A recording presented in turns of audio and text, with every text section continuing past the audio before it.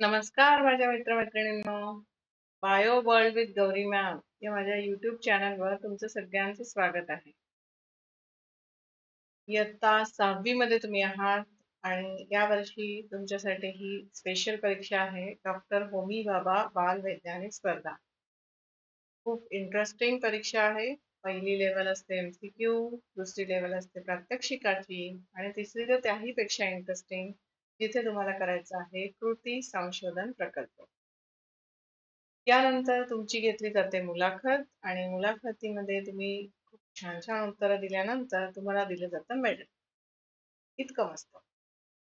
तर या परीक्षेसाठी आपण मे महिन्यापासून तयारी सुरू केलेली आहे. आता ह्या परीक्षेच्या तयारीमध्ये 2 भाग आहेत. एक तर अभ्यास जो आपण लाईव्हच्या थ्रू कव्हर करतोय आणि क्वेश्चन सॉल्व्हिंगची प्रॅक्टिस जी आपण व्हिडिओच्या थ्रू कव्हर करतो. तुमच्याकडून चॅनलला खूप छान रिस्पॉन्स आहे, त्याच्यासाठी तुमचे खूप खूप आभार. सुरू करूया. आजच्या व्हिडिओमध्ये आपण 2024-25 ची प्रश्नपत्रिका बघतोय. पहिले 70 प्रश्न आपले सोडवून झाले. आज आपण प्रश्न 71वा पासून पुढे बघणार.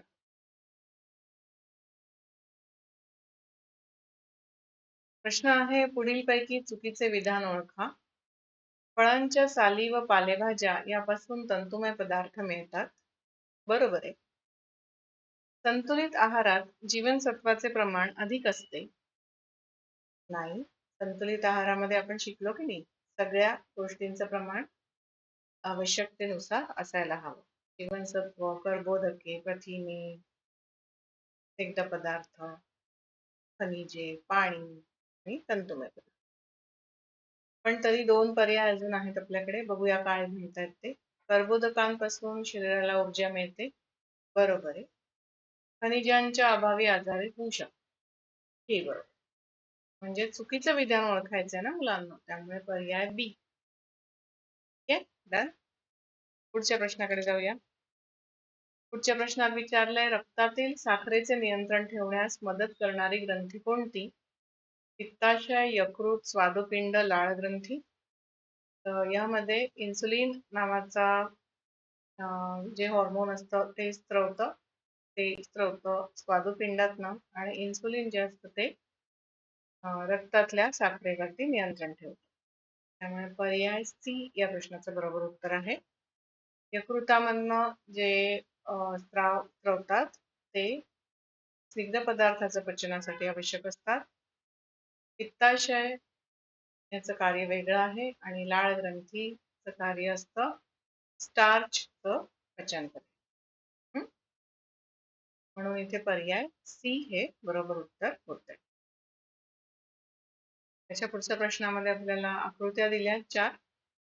मी थोडं कॅमेरा ऑफ करते म्हणजे नीट दिसेल. आपल्याला विचारलंय, वरील आकृतीमध्ये 4 सारख्याच उतरणी दर्शवलेल्या आहेत. 4 उतरणी दिसतात आपल्याला. त्यांच्यावरून एकाच प्रकारच्या 4 वस्तू सोडल्यास जमिनीवर पोहोचताना कोणत्या वस्तूची गतीज ऊर्जा सर्वात जास्त असेल? लक्षात घ्या, उतरणी दिल्या आहेत, 4 आहेत आणि वस्तू पण एकच आहे, पण उतरणींचा जो कोन आहे तो वेगळा वेगळा दिसतोय. पहिल्या पी उतरणीमध्ये आपल्याला दिसतोय 45 अंशाचा कोन, क्यू मध्ये 50, आर मध्ये 60 आणि एस मध्ये 30. आणि विचारले, गतीज ऊर्जा सगळ्यात जास्त कुठे याच्यात दिसेल? तर पटकन खाली येणार कुठे बघा बरं, या आर मध्ये येणार की नाही. आर हे कुठल्या पर्यायात दिसतंय तुम्हाला? सी मध्ये दिसतंय, त्यामुळे सी हे प्रश्नाचं उत्तर होईल. इथे लक्षात. पुढे जाऊया. पुढे विचारलंय, सहसंबंध ओळखून लिहा. कोबीचं आपण जे खातो ते पान असतं, ब्रोकोलीचं आपण जे खातो ते काय असतं? फळ, खोड, फूल का मूळ? तर ब्रोकोली हे फ्लॉवर सारखंच असतं, फुलकोबी सारखंच असतं, त्यामुळे त्याचं फूलच आपण खातो. ते पर्याय सी.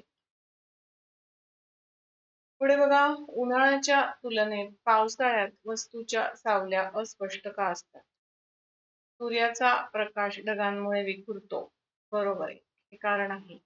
पण याच्याशिवाय अजून काही आहे का बघा? सूर्य पृथ्वीच्या खूप जवळ असतो, नाही असं काही नसतं.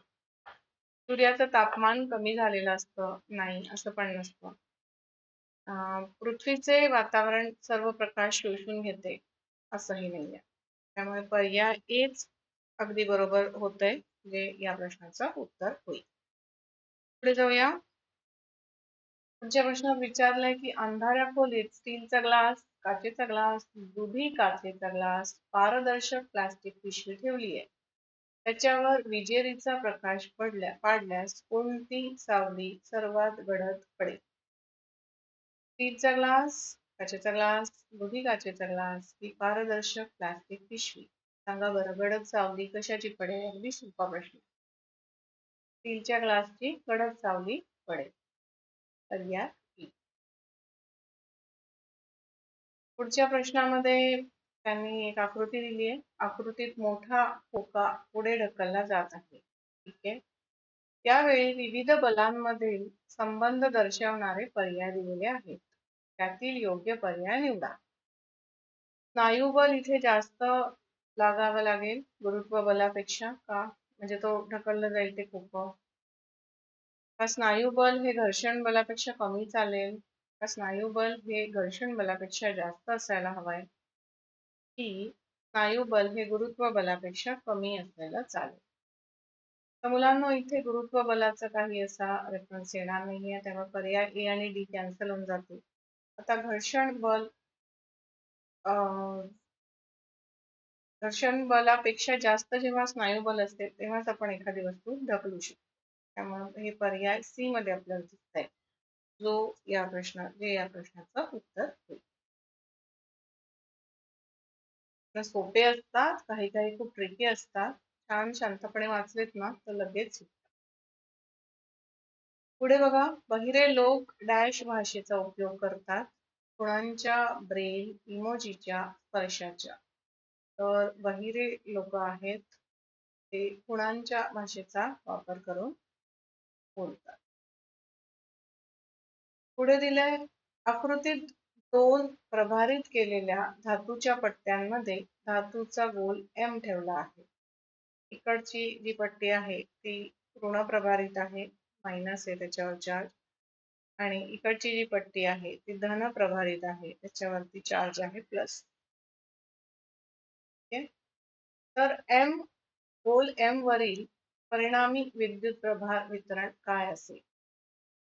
त्यामध्ये तो जो मध्ये ठेवलेला मेटल किंवा धातूचा गोल आहे त्याच्यामध्ये त्याच्यावरती विरुद्ध प्रभारांचा विरुद्ध प्रभार दिसून येईल. म्हणजे याच्या आतल्या बाजूला इकडे वजा वजा ऋण प्रभार दिसून येईल, तर इकडच्या बाजूला धन प्रभार दिसून येईल.